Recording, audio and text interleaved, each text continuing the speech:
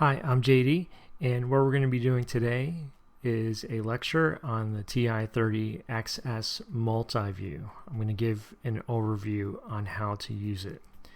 This calculator in particular is reasonably priced. It's one of my favorite calculators. It's a scientific calculator, and reasonably priced around, last time I checked on Amazon, $15.22. And so it's not as expensive as a graphing calculator. And also another benefit of this calculator is the table feature. So let's get started. I'm going to do a couple of examples, and I'll show you how to do it on a calculator and what this thing can do. So if I have something like what we saw with order of operations, so 2 parentheses 3 plus 4 close parentheses squared minus 16 divided by 4 times 2. Now your calculator can do the order of operations, so do parentheses and then squaring that, and then it will do multiplication and division from left to right, and then subtraction or addition or subtraction from left to right. So I'm going to type that in. So 2 parentheses 3 plus 4 close parentheses squared minus 16 divided by 4 times 2, 90. So it does do the order of operations for you. Some graphing calculators some scientific calculators, you actually have to do the order of operations, which can be a little difficult in keeping track of more complicated problems. Now, something else I want to show you on this calculator is that there is a difference between -2 and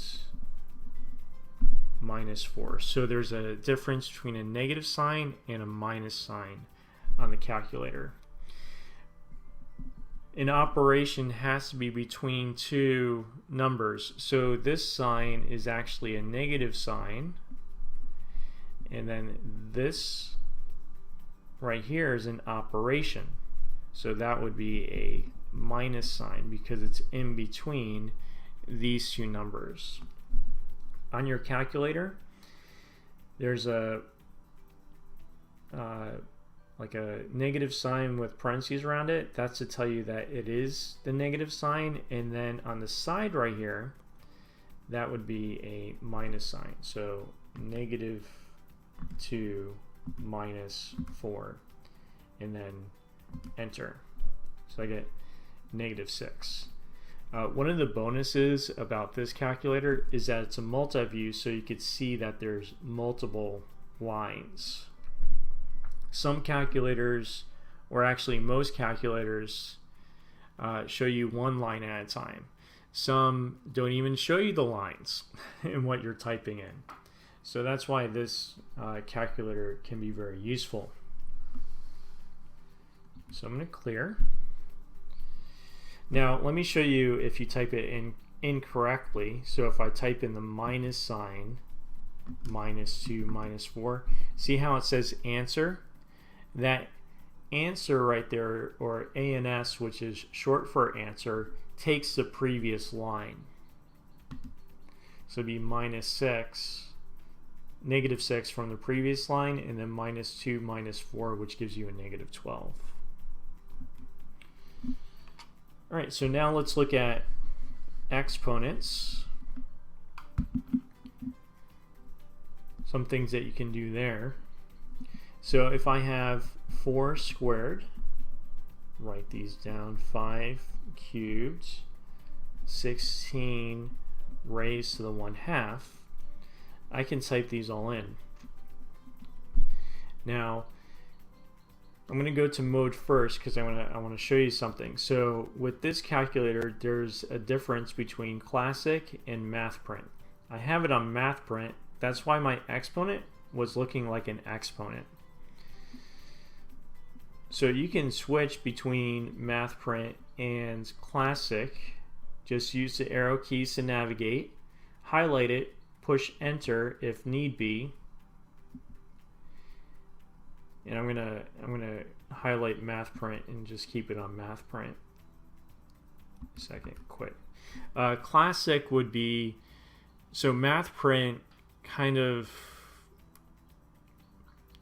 I guess it's kind of like a way to, the calculator kind of picks up on how you're typing in the expression, and then it takes that and puts the answer in the same way. Where with Classic, whatever you type in, it's going to give you a decimal. Also, the benefit of having Math Print is that your exponents look like exponents. And so you can tell what you're actually raising to. So let's say I want to do 4 squared, and there's an actual square button, so I'm going to push that. So 4 squared and then enter, and that gives me 16. Just to review, 4 squared is 4 times itself twice, so 4 times 4, which gives you 16. 5 cubed would be 5 times itself 3 times.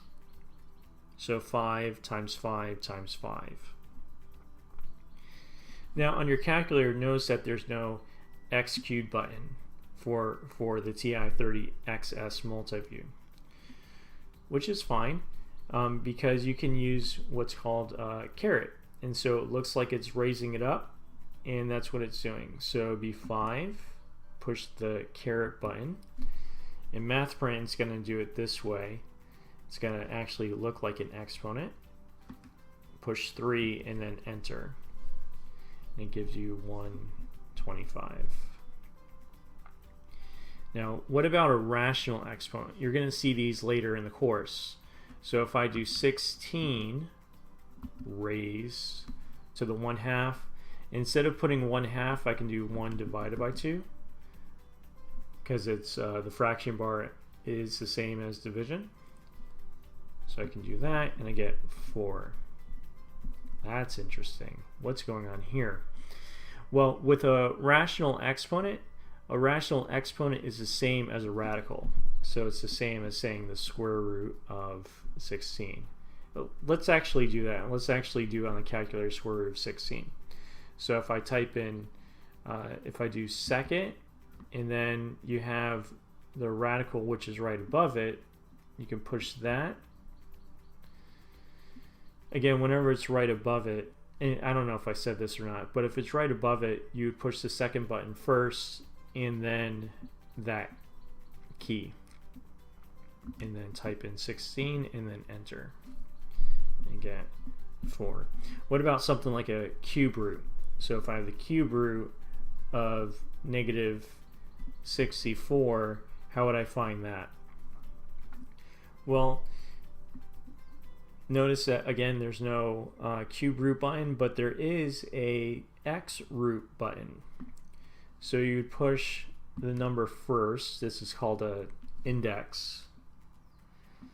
So I want the cube root, so I push that, and then the root. See how it's now a cube root? It went up a little bit. And then just push in -64, and then enter, and you get -4. So your calculator can do exponents, or this calculator in particular can do exponents, can do radicals. Some of it does have limitations with radicals. You'll see that when you get to that section, but it can do a lot. Let me show you something else. So if it's in Math Print and I do like the square root of 125, it simplifies it, which is 5 square root of 5. Again, you'll see that later. The simplification aspect with the calculator, or with practically all calculators, have limitations when it comes to radicals. All right, so I'm going to clear this. Let's look at something else. Let's look at fractions.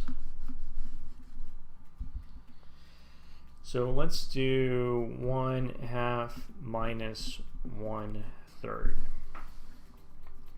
Now I can either type these in as fractions or as like 1 divided by 2. I'm going to show you first how to do as a fraction. There's an n over d key. This u over u and then n over d, that's the mixed number button. This is just a fraction button. So what you would do to use the fraction button is you would push 1 and then that, and that will make it the numerator. 2. Use the arrow keys to get out wherever you're at when you're in math print. So 1 over 2 minus, do 1 and then 3 and then enter. And it gives me 1 over 6. So your calculator can do fractions. Now I'm going to type in a different way. So I'm going to use the division key. So 1 divided by 2 minus 1 divided by 3. I get a decimal. But if you want to convert that decimal to a fraction, you're going to use this feature, F triangle, triangle, D. What this does, it converts it between a fraction and a decimal. So if you start off with a fraction, it will convert to a decimal. If you start off with a decimal, it will convert to a fraction. So let me show you how to do that. We're just going to push it. So second, and then that button, which is you push the table, it's right above there, the FD button, you push that. And it's going to take the answer and then it's going to put this triangle, which means converts it. And again, if you start off with a decimal, it's going to convert to a fraction and vice versa. So it just converted it to a fraction.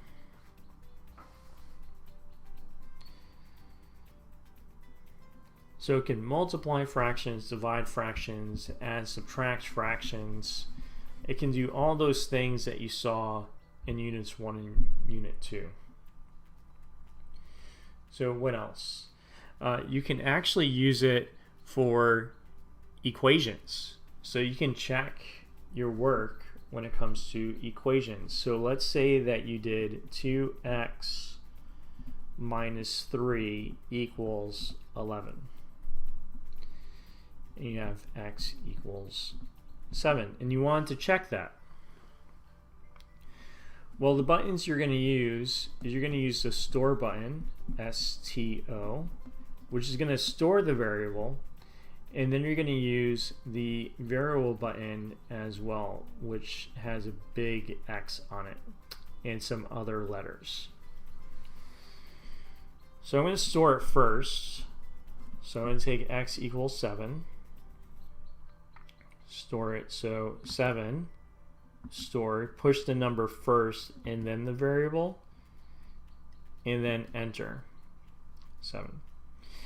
Next, what you're going to do is you want to check to see if both sides are equal.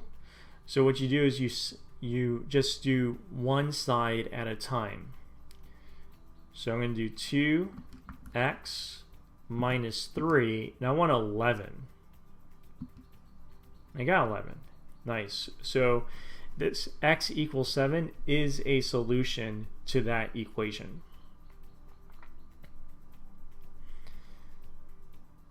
Clear that. So you can use it with equations to check your work. You can also use it with graphing.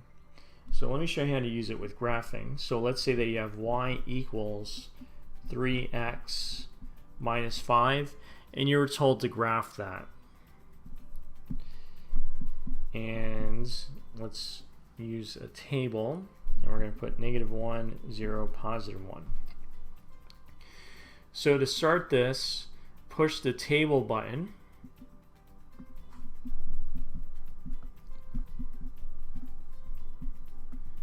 Push the table button, and then just put in the equation 3x minus 5. And note about calculators, even graphing calculators, you always have to get the y by itself. And so sometimes if they give you an equation, sometimes x and y is on the same side, so you have to take the time to solve for y and simplify. Once you push it in, push enter. And we're not going to start at -3, let's start at -1. So I'll put -1, 1. And this is the auto feature. The auto feature will automatically fill out this table. With the as feature, you'd put in the x's and then it will give you the y. So I'm going to push, use the arrow keys, go all the way down to OK, and I'm going to push OK. Now, this step feature is, so -1 is where you're starting at. Step is how big your steps are. So I'm going from -1 to 0, that's +1, 0 to 1, that's another +1. So the steps that I'm making are always, here it's just +1. I push OK. And then I get -8, -5, -8, -5, and -2. Again, the TI-30XS multiview is one of my favorite scientific calculators because it does have this table feature on there and can really help you with graphing. Thank you for watching this video. Please like, share, and subscribe. And if you have any questions or suggestions, please put them in the comments below. Thank you, and I hope you have a wonderful day.